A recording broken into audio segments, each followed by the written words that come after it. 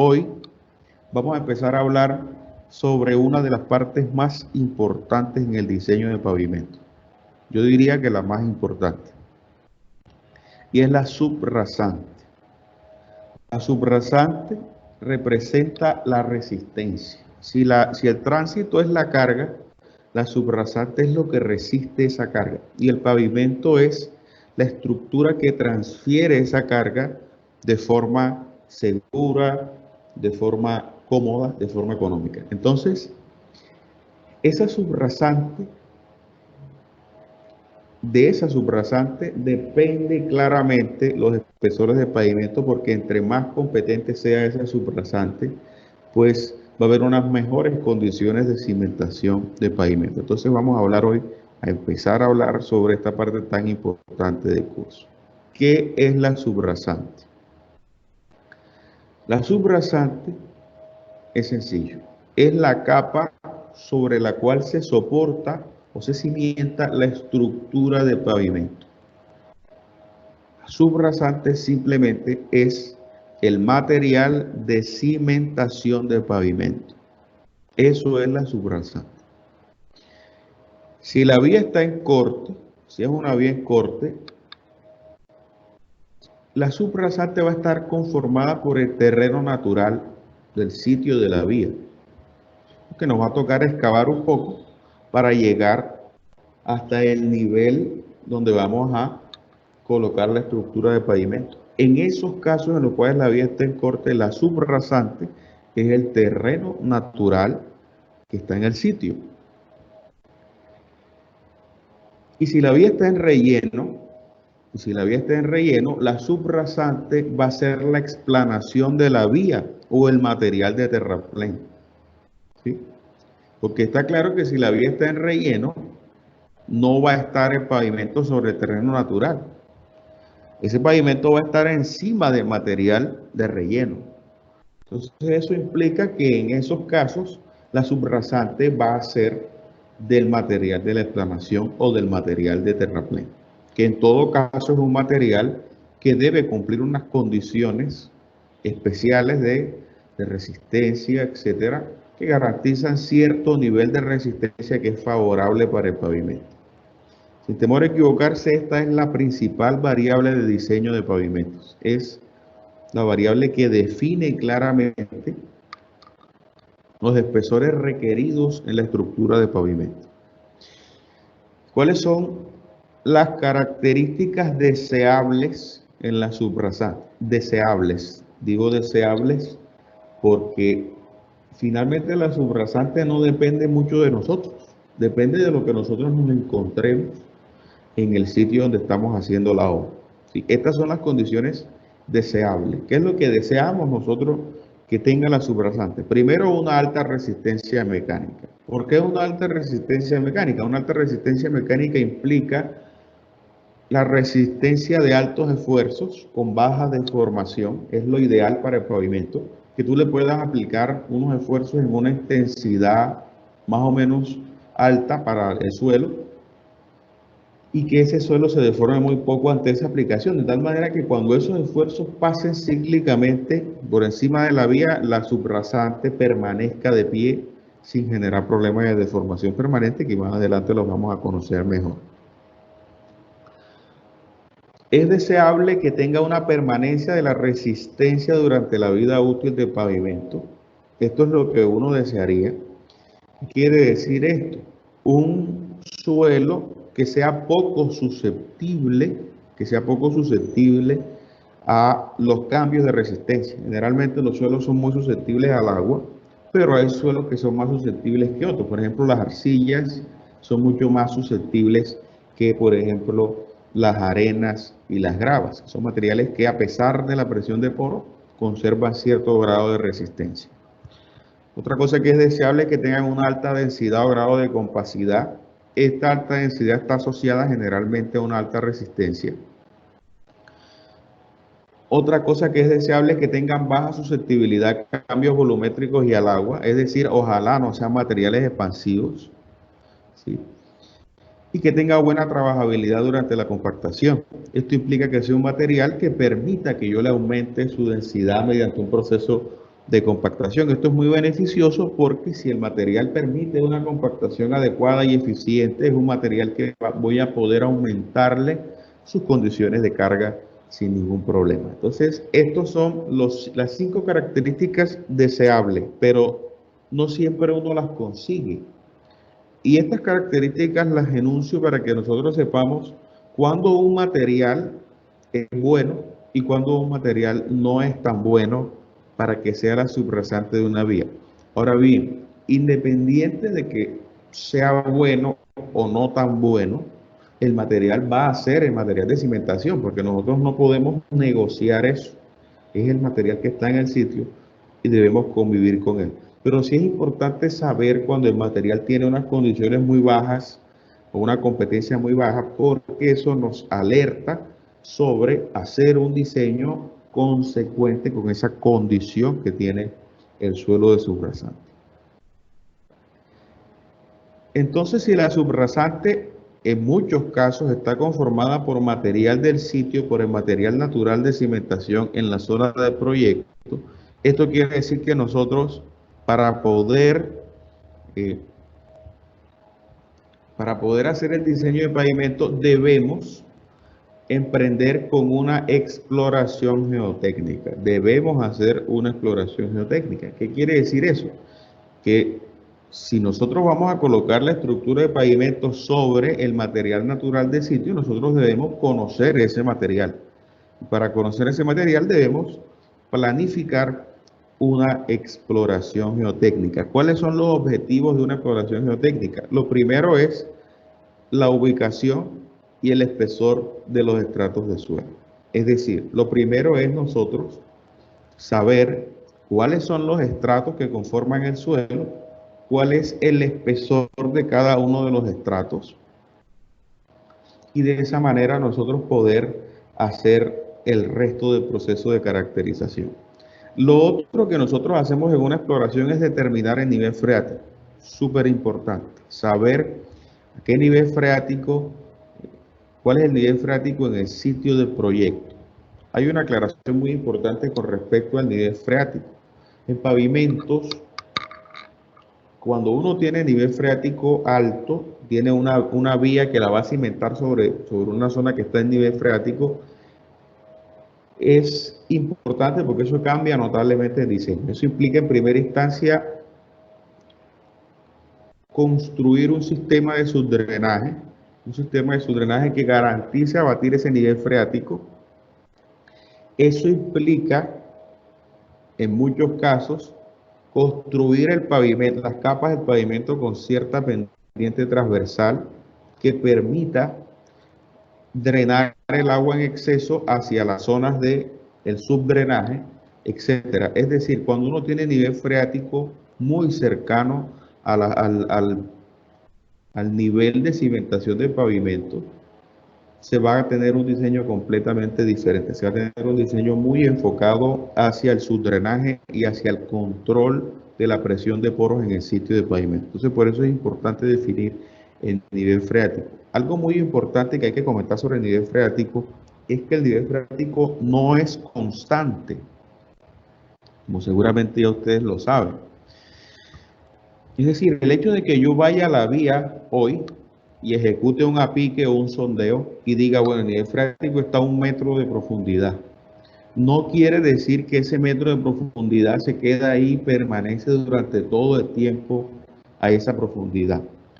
¿Sí? Eso no es así. El nivel freático, por los mismos temas de precipitaciones, los procesos de infiltración, de evapotranspiración, del régimen hidráulico del suelo, etcétera, el nivel freático es fluctuante a lo largo del año.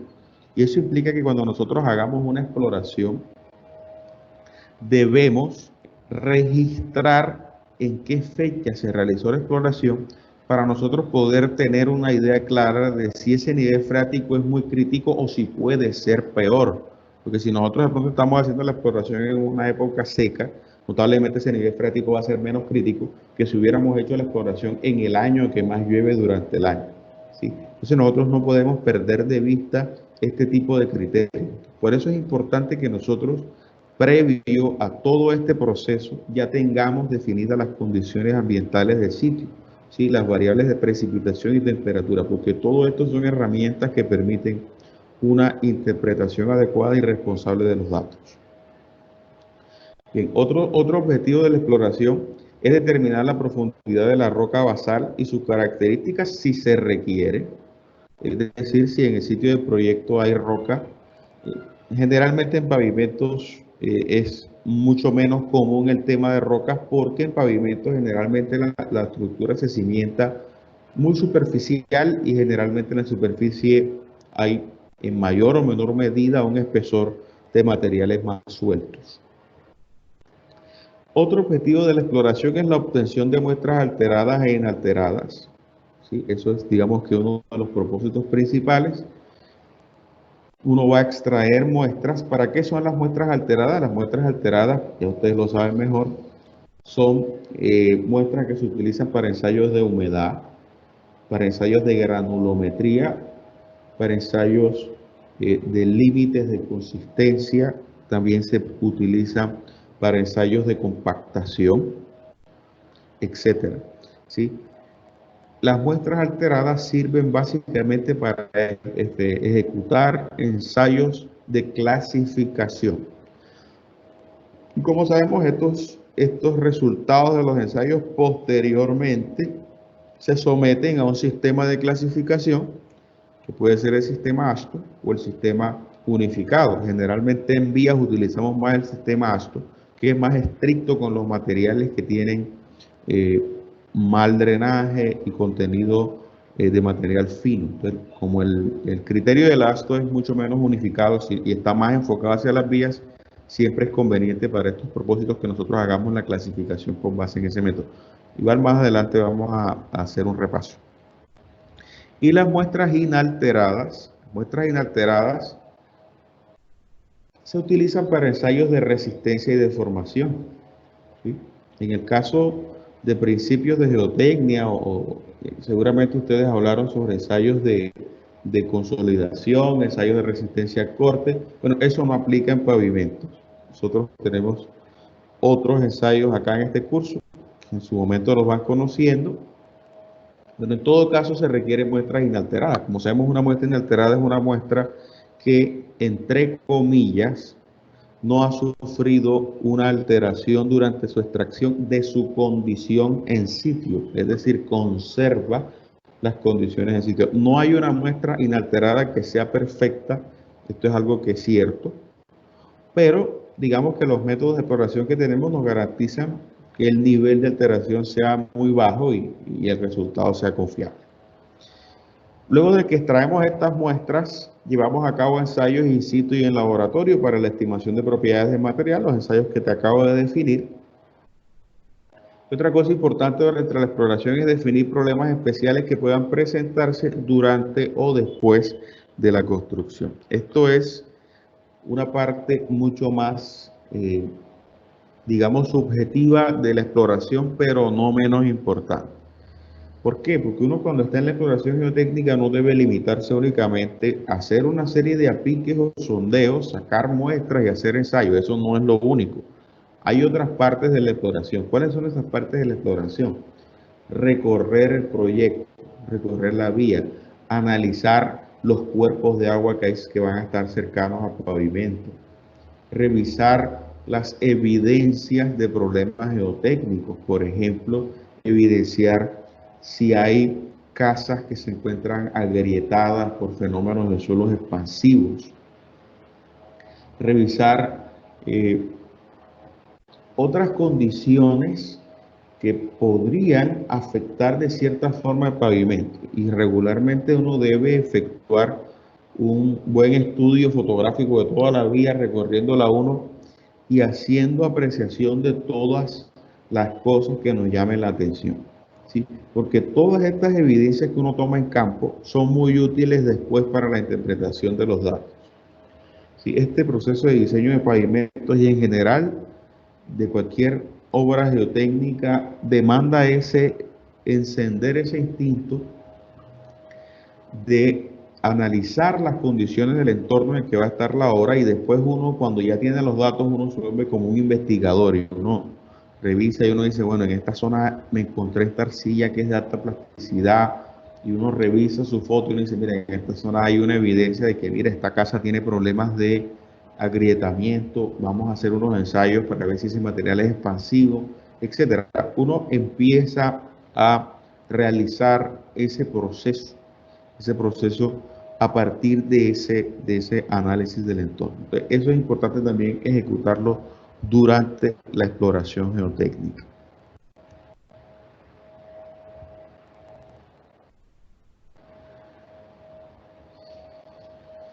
Bien, en pavimentos es muy común la realización de apiques para la exploración del suelo. Como ya nosotros sabemos, la forma más común de hacer exploración geotécnica es mediante sondeos, ¿sí?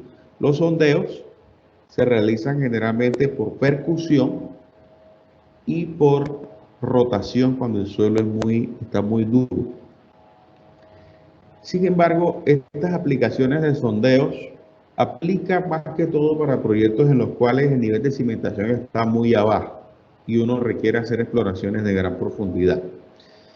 Como el pavimento generalmente, ojo con lo siguiente, también hay casos en los cuales el pavimento está dentro de una zona de corte de varios metros de profundidad y hay que hacer sondeo. No estoy diciendo que no, pero en la mayoría de casos los pavimentos se cimentan sobre un material que está superficial, entonces basta con hacer una exploración muy superficial del suelo. Y eso es mediante apique. ¿Qué es un apique? Un apique es simplemente hacer una excavación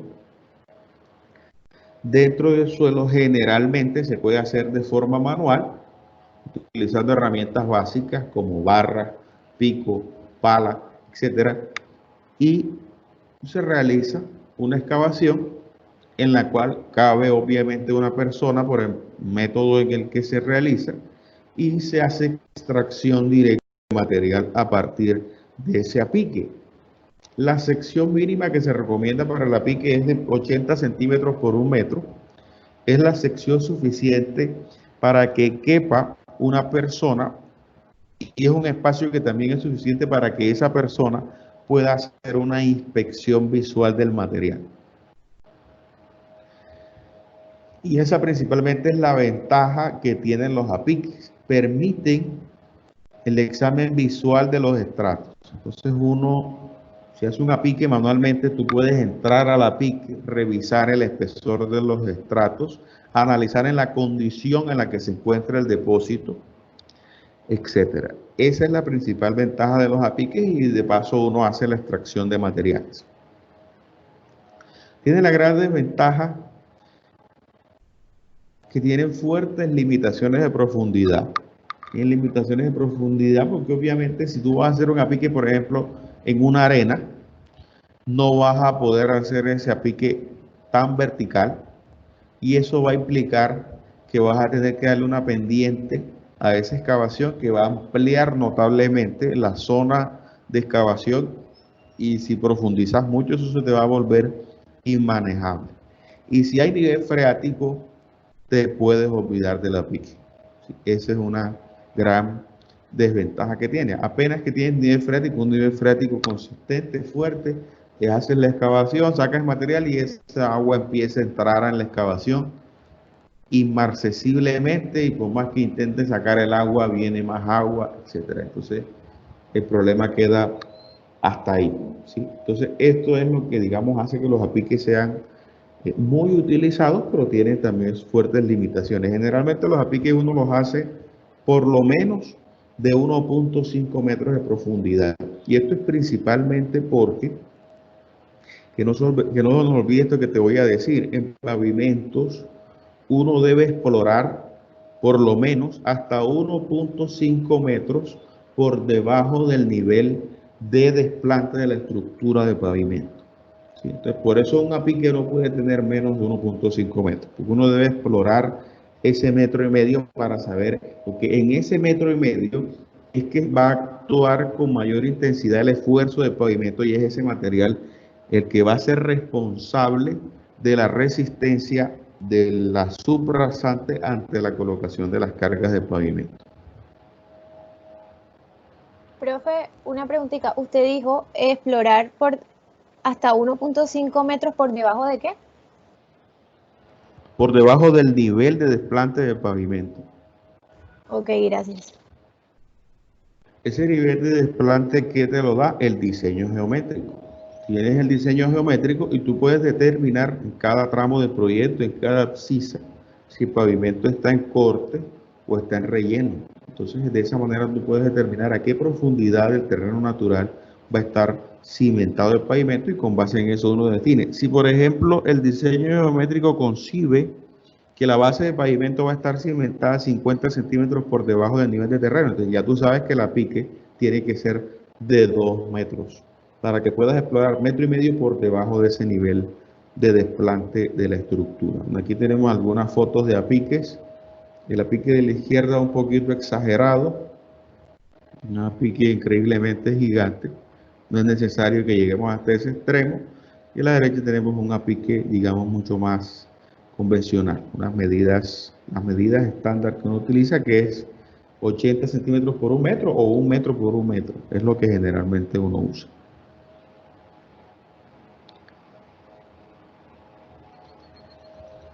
Bien, esto es un ejemplo de registro de campo independiente del método de exploración. Yo te acabo de hablar de la pique porque es, digamos, el método tradicional en pavimento. Pero obviamente, si tú tienes una vía en corte donde el pavimento va a estar desplantado 13 metros por debajo del nivel natural del terreno, obviamente tú vas a tener que hacer un sondeo. Tener que hacer un sondeo, sea por percusión o sea por rotación, para llegar hasta ese nivel y extraer las muestras.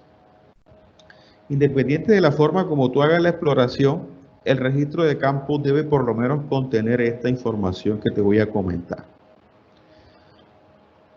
Primero, la identificación del proyecto, pues es notable. Los nombres del inspector y operador del equipo son los responsables del proceso. La fecha, esa fecha es más importante de lo que uno cree, porque esa fecha es la principal traza para definir y analizar datos posteriormente de temas de nivel freático, de la condición de humedad que tenía el suelo en el momento que se efectuó la operación. Si nosotros hacemos esa exploración en una época muy húmeda, encontramos los suelos húmedos, sabemos que es una condición crítica del año. Si de pronto ese año hicimos la exploración en temporada seca, ya sabemos que la humedad que estamos hallando no va a ser la humedad máxima, que en otro momento del año probablemente el suelo tenga una humedad mayor, ¿sí? Entonces eso es importante, sobre todo cuando hacemos ensayos in situ. ¿Qué son ensayos in situ? Que es que probamos la resistencia del suelo en la condición que tiene en campo, sin sacar muestras y llevarlas al laboratorio. Más adelante vamos a ver cómo se aplica esto a pavimentos. Otra cosa importante es la localización de la perforación o de la pique. Esta localización, como recomendación propia, personal, les digo, ojalá la hagamos a partir de coordenadas geográficas bien georreferenciadas, ¿sí? Esa localización no quiere decir que vamos a colocar información, como damos las direcciones acá en la costa, a partir de referencias. No, la localización debe ser la coordenada exacta, georreferenciada del punto en el cual estamos haciendo la perforación del sondeo. Y esto es principalmente por lo siguiente. Regularmente los proyectos viales se referencian con base en las abscisas del diseño geométrico. Pero ese diseño geométrico, por experiencia propia les digo, durante el diseño de un proyecto cambia muchísimas veces. Puede cambiar 10, 20 veces, 30 veces, etcétera. Entonces, cuando ese diseño geométrico cambia, las abscisas se corren. Y cuando uno localiza las perforaciones con las abscisas, corre el riesgo de que se le dificulte después interpretar la información que está recibiendo. Entonces lo mejor es hacerlo a partir de coordenadas, y con esas coordenadas uno simplemente ubica el punto dentro del diseño geométrico y ya sabe exactamente en qué abscisa se realizó la exploración geotécnica. Eso es lo importante de la localización. Tipo de perforación. Tipo de perforación es si lo estás haciendo mediante un apique manual, si es un apique con maquinaria, porque los apiques también pueden hacerse con retroexcavadora. Si estás haciendo un sondeo por SPT o si estás haciendo un sondeo por rotación. Debe registrar el perfil estratigráfico. El perfil estratigráfico es algo como lo que vemos a la izquierda, un cuadro en el cual uno coloca los espesores de los materiales que se va encontrando, desde qué profundidad hasta qué profundidad se encuentra cierto material, el espesor de esa capa y la descripción de campo. Ojo con eso, descripción de campo. Cuando uno está realizando la exploración geotécnica, el operador, la persona encargada de conocimiento del tema, hace la exploración geotécnica, esa persona extrae el material y luego de que lo extrae debe revisarlo y a partir de un criterio que incluso está definido en la primera norma de ensayo de INVIAS, hace una caracterización del material. Debe describirlo en campo, ¿sí? Decir enseguida esto es una arena de color pardo, de baja consistencia, de baja compacidad, perdón, material muy fino, etc. Debe dar toda la descripción que pueda en campo. Esto es independiente de lo que después se ejecute en laboratorio. Esto con el fin de no perder la información hallada en campo en tiempo real de lo que uno se encuentra ahí. Y sirve también para constatarlo cuando ya tú ejecutes tus ensayos de clasificación y sepas exactamente qué tipo de material te encontraste. Hay que registrar también el nivel freático, si se detecta a qué profundidad se encuentra con respecto a la superficie del suelo. Si el sondeo se está haciendo por SPT, hay que registrar el número de golpes, hay que enumerar las muestras, bien colocar en el registro, tú vas colocando la muestra que estás sacando, por ejemplo, muestra 1, y ya tú sabes que cuando rotules la muestra acá de la extracción, le colocas el 1, de tal manera que después, en el proceso de laboratorio, tú puedas relacionar fácilmente cuál es la muestra que vas a ensayar y a qué profundidad y a qué sondeo corresponde. En caso de que encuentres roca en el proceso, se debe hacer extracción de núcleo de roca y sacar el RQD.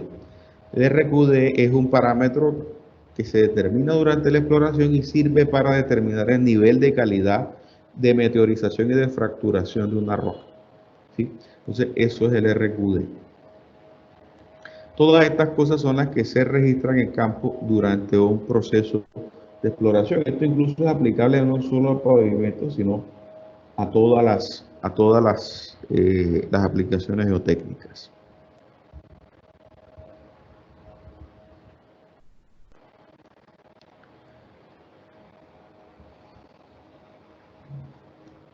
Bien, es importante plantear estos parámetros de exploración regularmente en zonas de corte. En zonas de corte se realizan apiques con una separación de por lo menos entre 200 y 250 metros. Esa es la pregunta de millón. ¿Cada cuánto realiza uno un apique? Cada 200 o 250 metros es lo recomendable. Entonces, si tú tienes una vía de 1 kilómetro, ¿cuántos apiques vas a hacer? Serían entre 4 y 5 apiques. Entre 4 y 5 apiques, porque lo vas a hacer entre cada 200 y 250 metros, ¿sí? Esa es la separación. Y es recomendable que hagas un sondeo cada kilómetro. Un sondeo, como sabemos, es una exploración más profunda, entonces uno regularmente cada kilómetro hace un sondeo que puede ser de 5 metros de profundidad, etc.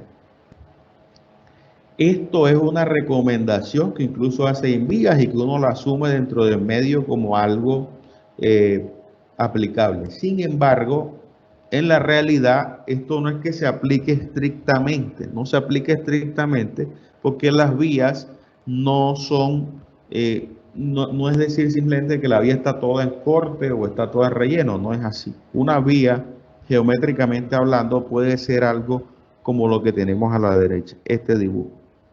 Claramente, la línea continua, donde se aprecian las curvas, es la rasante del proyecto. Y las otras líneas son el terreno natural, ¿Eso qué quiere decir? Que en esta zona inicial, esta que estoy señalando aquí, en esta zona inicial, la vía se encuentra en corte. La vía se encuentra en corte. ¿Qué quiere decir que se encuentra en corte? Que el nivel de la rasante de la vía está por debajo del nivel de terreno. Es decir, hay que excavar en el nivel de terreno para llegar a la rasante. ¿Sí? Aquí hay más o menos una profundidad de casi 10 metros. Entonces uno se pregunta, ¿será que si yo hago un apique ahí va a servir de algo? Definitivamente no va a servir para nada. Aquí un apique de 1,5 metros, de 2 metros, no va a llegar hasta el material de cimentación de pavimento. Entonces aquí va a tocar hacer un sondeo. ¿Sí? Entonces, a eso es a lo que me refiero, que básicamente depende mucho del sitio en el cual vas a ejecutar la exploración. Y es por eso que es indispensable que antes de emprender la exploración geotécnica, tú tengas el diseño geométrico, por lo menos una versión inicial del diseño geométrico, que te permita definir claramente los sitios en los cuales la vía va a estar en corte, los sitios en los que la vía va a estar en relleno y los sitios en los que la vía va a quedar al mismo nivel del terreno.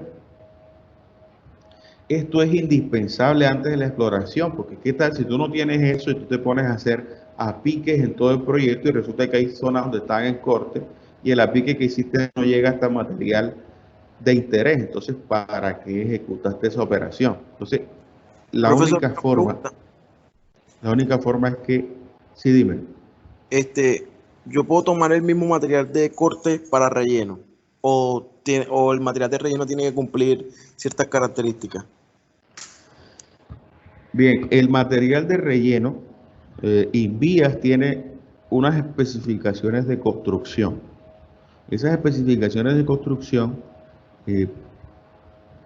digamos, son el derrotero para hacer esta definición. Por lo siguiente, esas especificaciones contienen las características y propiedades que deben cumplir los materiales que tú usas para ciertas aplicaciones en la vía. Por ejemplo, esa norma te indica qué propiedades debe cumplir una subbase, una base, un terraplén, etc. Entonces, los materiales de relleno son materiales tipo terraplén. Lo rige el artículo 220 de las especificaciones de Invías. Y esa especificación define unas propiedades que tienen esos materiales para poder utilizarse en el relleno. Entonces, lo que uno hace regularmente es que se hacen exploraciones, sondeos en los sitios donde se va a hacer corte o excavación, se extrae ese material y ese material se somete a una serie de ensayos, granulometría, límites de consistencia, desgaste en máquina de Los Ángeles, etcétera. Todas esas condiciones las debe cumplir el material que va a ser parte de terraplén. Entonces, los materiales que cumplan estas condiciones se pueden utilizar para relleno. Los que no las cumplan no se pueden utilizar para relleno. Te pongo un ejemplo. Esos materiales que tú utilizas para relleno deben tener un CBR mínimo de 5%. Deben ser materiales con un contenido de finos máximo del 30%. No pueden tener más del 30% de finos. Deben tener una gradación específica que garantice cierto porcentaje de gravas, cierto porcentaje de arenas, etcétera. Es decir, son materiales que tienen que tener una gradación específica. Y eso es lo que uno hace durante el proyecto. No es tarea fácil determinar el volumen exacto de material que puedes utilizar para una cosa o para la otra, pero pues algo se intenta durante la etapa de exploración, siendo no muy conservador, porque a veces cuando uno empieza la construcción encuentra unas condiciones que en general no son las que uno había encontrado en cierto punto específico y eso pues digamos hace que uno le toque durante la obra no utilizar mucho del material que corta. Bien, en las zonas de terraplén, cuando el pavimento está sobre el terraplén, ¿qué quiere decir? Que el material que vas a utilizar, para relleno va a ser el material de cimentación. Entonces, en este caso, ya los apiques ni los sondeos son los que van a determinar la calidad de la subrasante, sino que hay que hacer un estudio de fuentes de materiales. Estudio de fuentes de materiales. El estudio de fuentes de materiales, ¿en qué consiste? Uno, antes de que inicia el proyecto de diseño de pavimentos, lo primero que uno hace es explorar las canteras cercanas al proyecto. Las canteras cercanas al proyecto y los bancos naturales de material que uno puede extraer, ¿sí? Las canteras cercanas al proyecto, entonces uno va a esas canteras y dice, bueno, mira, yo voy a construir una vía, regálame o véndeme unas muestras de los materiales que tú vendes, ¿no? Yo vendo este material de terraplén, listo, dame una muestra. Vendo subbase, vendo base granular, listo. Esa cantera te entrega esos materiales y tú haces una serie de ensayos. Esos ensayos no son solamente los básicos que conocemos, hay muchos otros ensayos que ya los conoceremos en su momento. Y entonces uno hace un estudio de fuentes de materiales en el cual uno dice, bueno, en la cantera tal, el material que ellos venden para relleno cumple la especificación del proyecto, la especificación de envía, ellos tienen tantos metros cúbicos disponibles. La cantera tal vende, la base no cumple, pero la subbase sí cumple, entonces podemos sacar la subbase de esa cantera, cumple las especificaciones, etc. Entonces, de esa manera, nosotros caracterizamos los materiales que vamos a utilizar durante el proyecto. Eso tanto en las canteras comerciales como en los bancos naturales de material. ¿Qué son los bancos naturales de material? El primer banco natural son el mismo material de corte. La pregunta del compañero. Ese es un banco natural que uno lo verifica durante la exploración. Cuando uno hace los sondeos para el estudio de suelos de la vía, entonces uno revisa ese material y uno dice, mira, del material de corte, aproximadamente un 20% te va a servir para relleno, por ejemplo. Y otras fuentes naturales es que de pronto la vía esté cerca a un río y hay un depósito aluvial, etcétera, que sea natural, que sea parte de la vía, entonces uno puede hacer, digamos, una extracción de material, obviamente con todos los permisos ambientales, etcétera, y se puede, y eso también hace parte de la fuente de materiales. Es decir, en el estudio de fuentes de materiales uno define la competencia geotécnica de los materiales que va a utilizar, define de dónde los va a extraer y de esa manera uno planifica el proyecto. ¿Por qué es tan importante esto? Porque uno de los costos de relevancia dentro de una obra vial es el transporte de los materiales. Entonces uno debe definir previamente dónde se ubican las canteras que tienen los materiales que cumplen ciertas especificaciones, de tal manera que se pueda incluir dentro del presupuesto claramente los tiempos de desplazamiento y las distancias de desplazamiento que se van a utilizar para la construcción de la vía. Entonces esto generalmente es un ejercicio que tiene ese propósito, una cuantificación adecuada de los costos de transporte y una planificación adecuada del proyecto en general. Entonces, otra cosa importante, lo que ya les decía, la profundidad mínima de exploración debe ser por lo menos 1.5 metros por debajo del nivel de subrasante o de desplante de la estructura de pavimento. Eso implica que si tú tienes la rasante de la vía a un nivel de 15 metros, entonces tú tienes que hacer una exploración que vaya por debajo, por lo menos 1.5 metros por debajo de ese nivel. Aplica para todos los tipos de exploración. ¿Hay alguna pregunta con respecto a esto?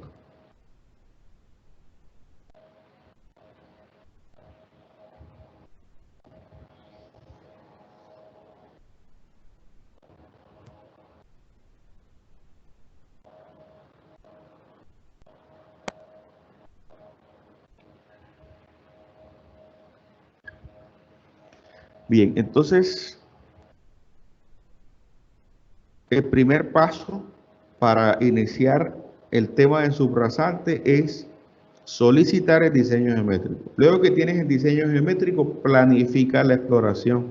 Esa exploración se planifica con base en el criterio de la frecuencia de los apiques y sondeos, cada 200 o 250 metros, un sondeo en cada kilómetro o en cada zona en la que se efectúe un corte importante, por lo menos en el gráfico que está aquí, en este sitio, por lo menos hay que hacer un sondeo y acá hay que hacer otro, etcétera.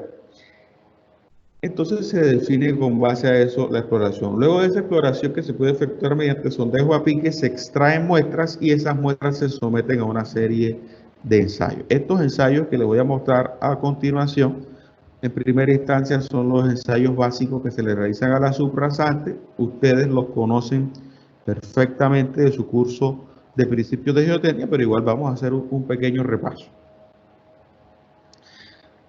La humedad es el ensayo más básico, es el ensayo más fácil. Obviamente es el ensayo en el cual medimos la relación entre el peso del agua en el suelo, la masa del agua, y la masa de las partículas sólidas del suelo. Se efectúa de manera muy fácil, pesando una muestra de suelo alterada en condición húmeda, luego sometiéndola a un proceso de secado, luego pesándola en condición seca, con lo cual determinamos el peso del agua que se esfuma, y el peso seco es el peso de los sólidos. Y con eso ya tenemos nosotros la humedad del suelo.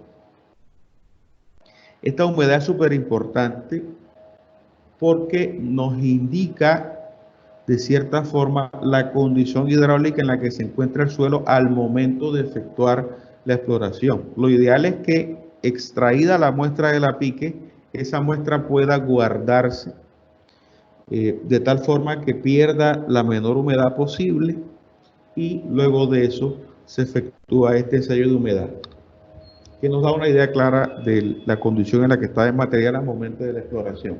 No nos da nada más que eso. Bien, la granulometría, que es la separación por tamaños, de las partículas de suelo. Se agita la muestra en una serie de tamices que van teniendo aberturas más pequeñas progresivamente, y eso hace que podamos determinar para cada tamaño de partícula cuál es el porcentaje en peso que puede pasar ese tamaño. Es decir, cuántas partículas hay con un tamaño igual o menor al tamaño de ese tamiz que estamos utilizando. Entonces, esta granulometría tiene la aplicación principal de que nos permite conocer los porcentajes en peso de ciertos tipos de suelos dentro de la misma masa. Por ejemplo, nos permite saber el porcentaje de gravas. Recordemos que una grava es todo aquel material que se queda retenido en el tamiz número 4 y que tiene un tamaño menor a 3 pulgadas. Nos permite saber cuál es el porcentaje de arenas, sea una arena o un material que pasa el tamiz número 4 y se retiene en el tamiz 200. Y nos permite saber el porcentaje de finos, todo material que pasa el tamiz número 200. Un material fino puede ser las arcillas o pueden ser los limos, arcillas o limos.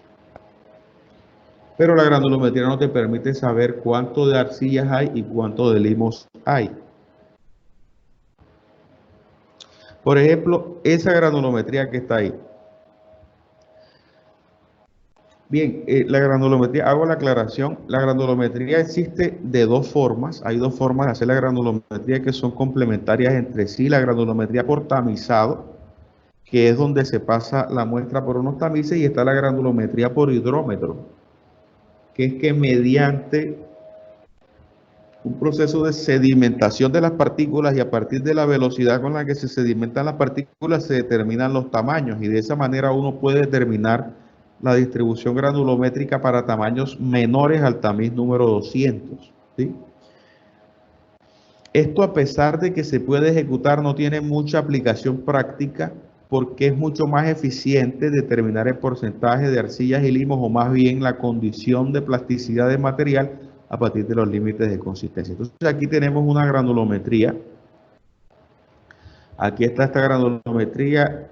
¿Quién me dice qué tipo de material es ese que estamos viendo en la granulometría? Una arena, profesor.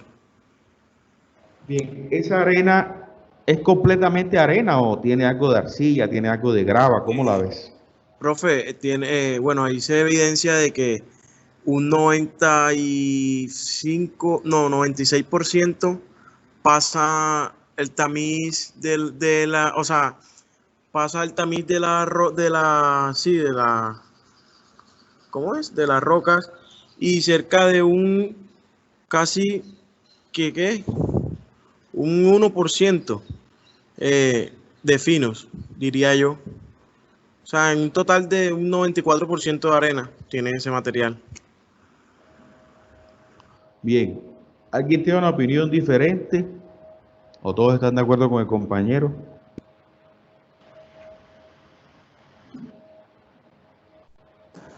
Profe, yo digo que es arena solamente.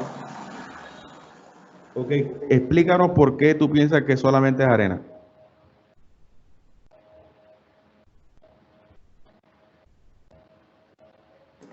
Profe, porque el límite de donde se encuentra la arena va del 100% al 0%. O sea, todo se lo contiene desde el tamiz 200, desde el número 4 hasta el número 200. Muy bien, el tamiz número 4, como sabemos, tiene una abertura de 4.75 milímetros y el tamiz número 200 tiene una abertura de 0.075. Notablemente este es un material arenoso. Es una arena completamente. Es importante que nosotros sepamos hacer este tipo de interpretaciones porque, pues, eso es como cuando a un médico le muestran una radiografía, la coloca en el sol y el tipo pone alguna cara cuando ve la radiografía, él dice, oh Dios mío, allí se fracturó el hueso. El ingeniero civil, por lo menos tiene que saber leer una granulometría, no es necesidad de que la coloque al sol, pero sí la observa y dice, miércoles, esto es una arena o esto es una grava, o uno dice, miércoles, este material no sirve para el terraplén o este. Sí, uno tiene un sentido crítico de lo que está viendo y alguna cara pone. Yo tenía una profesora en la maestría que decía que cuando uno le muestran algo geotécnicamente hablando, uno tiene que poner alguna cara para que se note claramente que uno tiene un sentido crítico de lo que está observando. Si a ti te muestran una granulometría y tú simplemente la miras y ni siquiera puedes caracterizar qué material es ni qué condiciones tiene, pues entonces eso, pues digamos que no genera una buena impresión, apreciación, ni tampoco está bien. Entonces, una de las competencias mínimas que uno debe tener en geotecnia es interpretar por lo menos una curva de granulometría. Voy a lanzar otra segunda pregunta. ¿Esa arena está bien gradada o mal gradada? ¿Ustedes qué opinan? Mal gradada. Coméntanos por qué, compañero. O sea, creo yo porque una gradación buena debería tener algún porcentaje de gravas y un porcentaje de fino. Eh, puede que una arena en sí misma tenga una buena gradación, ¿será? ¿Cómo se define si un material está? Al criterio preciso de los sistemas de clasificación. ¿Cómo sabe uno que una arena está bien gradada o mal gradada? ¿Cómo determina uno eso? ¿Quién me dice? Profe, cuando está mal gradada, quiere decir que las partículas en sí tienen como casi todas el mismo tamaño o parecido, son más uniformes.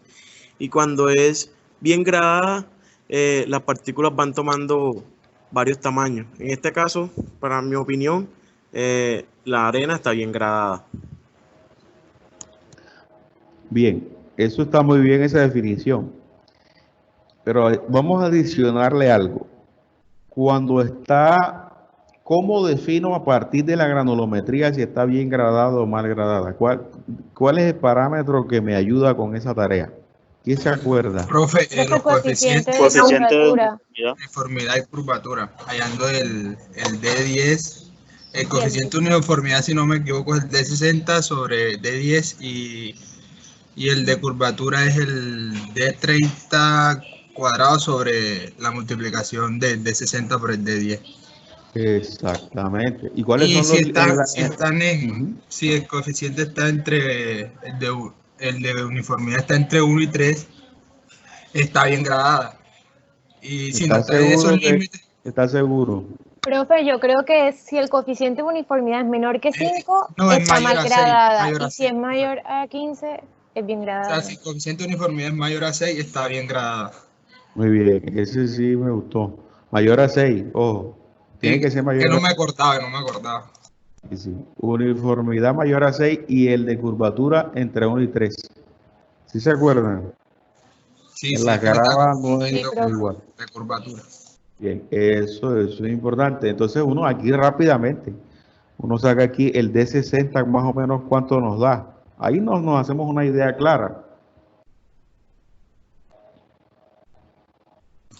Profe, pero yo también diría, o sea, pues, claro, así se sabe con exactitud, pero también depende la distribución que haya en la curva. También, o sea, se puede ya tener una, ¿cómo le digo? Una opinión acá antes de hacer los cálculos. También puedo ya yo tener una idea. Pues sí, pero fíjate que una táctica con la que uno, y es bueno saber esto, por ejemplo, cuando uno calcula el coeficiente de uniformidad, lo que uno está calculando es la pendiente de esta zona de la gráfica. ¿Y cómo se interpreta eso? Si la pendiente te da baja, quiere decir que la curva está bastante acostada. Y si la curva está bastante acostada, quiere decir que cubre un mayor rango de tamaño. Entonces, por eso el material uno puede decir que está bien gradado. Cuando tú ves que esta zona de la gráfica es así empinada, quiere decir que en este rango donde está el grueso del material, donde está el mayor porcentaje entre D60 y D10, que más o menos cubre un 50% del material, es la parte crítica. Si tú ves que esto está muy empinado, tú dices, bueno, este material probablemente está mal gradado porque no cubre un amplio rango de tamaños. Si tiene, en ese rango tiene los mismos tamaños. Y por eso uno ya, ese digamos que es la lógica de esos coeficientes. Bien, si nosotros sacamos aquí el D60 nos da algo menos de 0.85 y el D10 nos da, aquí es 0.4, 3.20 y pico. Entonces ahí más o menos uno puede hacerse una idea del estado de gradación en el que se encuentra. En todo caso, obviamente siempre es importante que independiente de la apreciación inicial que uno tenga, uno debe hacer simplemente el cálculo de los coeficientes y tener la posibilidad de saber el estado de gradación en el que se encuentra el material. Bien, esto por el lado de la granulometría. El tema de granulometría es súper importante en pavimentos, porque es que la granulometría es el principal filtro para caracterizar todos los materiales que utilizamos acá, no solo en la subrasante, sino en las bases granulares, en las subbases. Todos esos materiales granulares de alta resistencia deben cumplir una buena gradación, porque es esa buena gradación la que garantiza que ese material al compactarse va a tener un alto grado de resistencia y una alta densidad.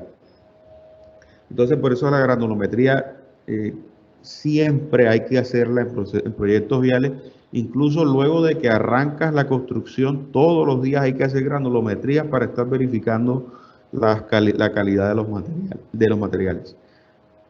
Bien, les decía que la granulometría, a pesar de su importancia, solamente nos permite saber el porcentaje de material fino. No nos dice cuánto es grava, no nos dice cuánto es arcilla y cuánto es limo, perdón.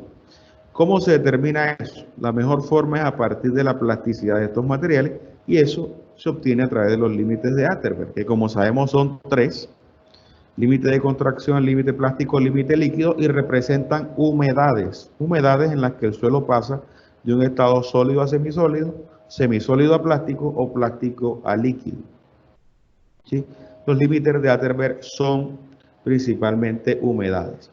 Y la diferencia entre el límite líquido y el límite plástico nos da lo que conocemos como índice de plasticidad. Índice de plasticidad, el índice de plasticidad indica todo el rango de humedades en los cuales el suelo se encuentra en estado plástico y por tanto nos indica cuál es el nivel de plasticidad que tiene ese material. Entonces, la obtención de estos límites de Atterberg se ejecuta a partir del ensayo de la clasuela de Casagrande en el caso del límite líquido y en el caso del límite plástico a través de los famosos rollitos de 3 milímetros de diámetro. ¿Sí? Entonces, a partir de estas humedades uno puede saber Generalmente uno utiliza el límite líquido y el índice de plasticidad. Ahora más adelante lo vamos viendo. Y para propósitos de clasificación de los suelos en vías es más utilizado el sistema ASTO. Comúnmente en otras aplicaciones de ingeniería uno utiliza el sistema unificado. Uno utiliza el sistema unificado porque es mucho más general, en el sentido en que no le da prioridad a ningún tipo de suelo en especial, porque es un sistema completamente imparcial simplemente para caracterizar el suelo. El sistema ASTO no es un sistema tan imparcial. El sistema ASTO es un sistema que ataca con mayor furor a los suelos finos. Es decir, cuando uno tiene un material en el cual más del 35% pasa el tamiz 200, ya uno dice que ese material es limoarcilloso, ¿sí? Porque uno es bastante estricto con el criterio. Porque más del 35% de material fino, ya en propósitos carreteros, es un material de mala calidad. En el sistema unificado la diferencia es que uno asume que ese porcentaje no es el 35%, sino del 50%. Es, como le decía, más imparcial. Este sistema fue desarrollado en el año 1928 por la ASTO. En ese momento se llamaba ASTO Sinte, que es una asociación americana para el tema de vías. Es algo así como el INVIAS norteamericano, guardando las proporciones presupuestales. En este sistema los suelos se agrupan en 7 grupos. Los grupos se denominan con la A, de la 1 a la 7. Son 7 grupos. Cada grupo tiene una calidad diferente. El grupo que tiene mejor calidad es el A1 y el grupo que tiene peor calidad es el A7 y así sucesivamente, con excepción del grupo A3 y el A2 que se invierten un poco. El A3 es mejor que el A2 y ahorita les voy a mostrar por qué. Bien, otra cosa importante de este método es lo que ya les mencionaba. El tamiz 200 separa los materiales finos de los materiales gruesos, pero el umbral es de 35%. Siempre que un material tenga más de 35% que pase el tamiz 200, ese material es limo-arcilloso. Otra modificación del sistema ASTO con respecto al sistema unificado es el tamiz que separa las arenas de las gravas. En este caso va a ser el tamiz número 10. Número 10. El tamiz número 10 es aquel que separa las gravas de las arenas. En este método se asume que los limos son aquellos que tienen un límite de plasticidad igual o menor a 10 y las arcillas tienen un índice de plasticidad igual o mayor a 11. En el caso de el sistema unificado, este umbral está en el 7. ¿Sí? Y hay una carta de plasticidad que hace que el proceso sea un poco más riguroso. Acá en la ASTO simplemente se hace con base al índice de plasticidad. Vamos a ir repasando brevemente los grupos. Esto obviamente ustedes lo conocen muy bien y lo saben, pero esto es apenas un repaso. Digamos, enfocándonos a vías, a lo que es un pavimento. Bien, tenemos los grupos. El grupo A1 es el mejor grupo de la ASTO. Es el grupo que tiene las mejores condiciones de resistencia y drenaje. Está formado por gravas, principalmente gravas, generalmente con buena gradación, con un contenido mayor o menor de arena, pero principalmente gravas, un porcentaje nulo o casi nulo de material fino. Estos son materiales de alta resistencia mecánica y además de eso, de alta permeabilidad. O sea, son materiales que reciben el agua y la infiltran rápidamente. No generan problemas de presiones de poros por el agua, a menos de que haya una condición hidráulica muy desfavorable, que tenga un control de pronto de nivel que impide el drenaje, pero mientras estos materiales puedan drenar, lo van a hacer. Son materiales de gran permeabilidad, digamos que es el mejor material que uno podría encontrarse para constituir una vía, ¿sí? Regularmente las bases y subbases se clasifican dentro del grupo A1. Después viene el grupo A3. El grupo A3 está conformado por arenas con muy bajo porcentaje de cualquier otro material. son materiales que también tienen una alta resistencia mecánica y una alta permeabilidad. No tan alta como el grupo A1, pero sí una considerable resistencia. ¿Por qué el grupo A3 es mejor que el grupo A2? Porque resulta que los grupos en LASCO van enumerándose por tamaño de partículas, es decir, el A1 tiene mayor tamaño de partículas. El A2 es un grupo universal que tiene gravas, tiene arenas y tiene material fino. Entonces, como el grupo A2 recibe material fino, ese material fino hace que su calidad sea menor a la del grupo A3, que no acepta finos, es decir, el porcentaje de finos es nulo o casi nulo, ¿sí? Y por eso es mejor, sobre todo por las condiciones de permeabilidad. El material fino, primero, produce problemas de resistencia, disminuye la resistencia del material, sobre todo la resistencia cíclica, eso lo conoceremos más adelante. Y además de eso,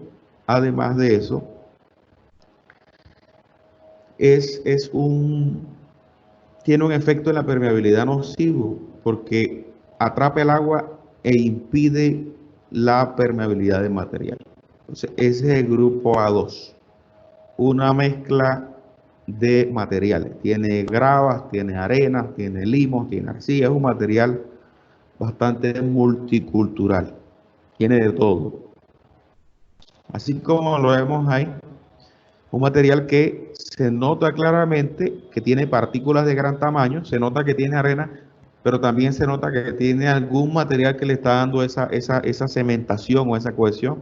Ese es un material que seguramente tiene algo de finos.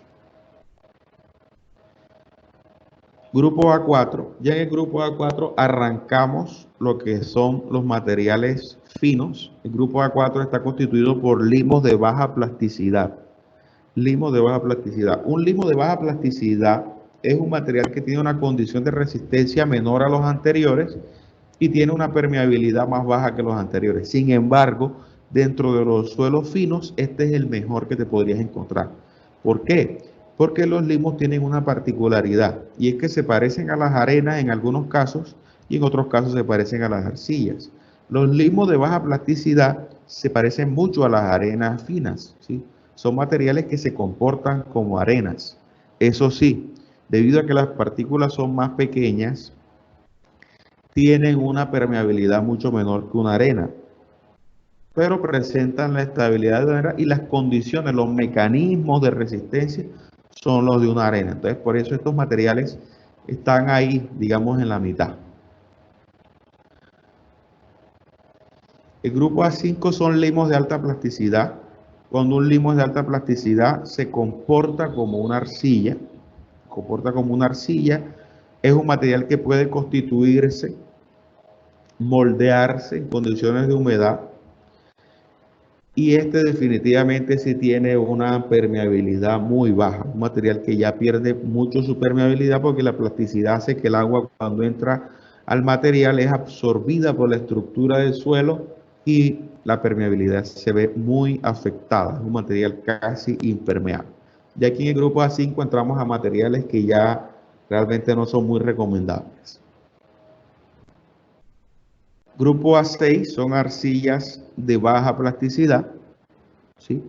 Materiales que tienen una condición de permeabilidad completamente nula, son materiales que pueden considerarse incluso impermeables.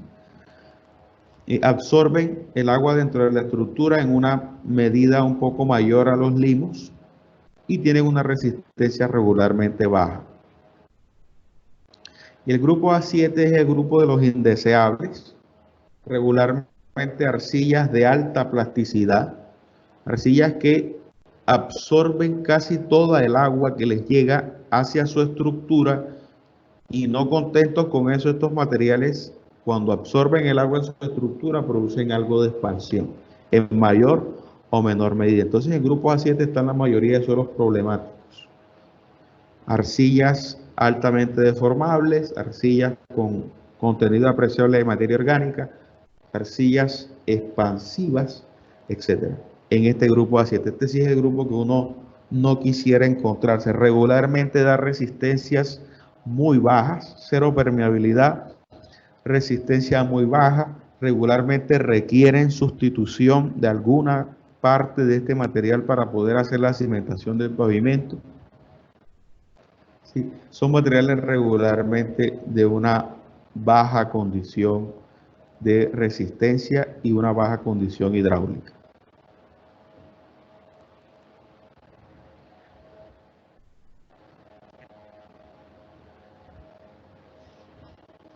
Y bien, este sistema de clasificación se basa principalmente en esta tabla en la cual uno va revisando cada uno de esos parámetros de izquierda a derecha y determina cuál es el grupo al cual pertenece el material en estudio, ¿sí?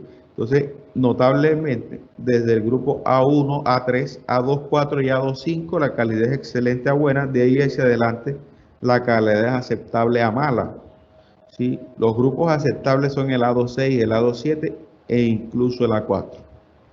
De la 5 hacia allá, ya los materiales tienen una mala condición para ser parte del pavimento. Entonces nosotros acá en vías, en pavimentos, hacemos más énfasis en este sistema de clasificación ASTO, en el mismo sistema unificado.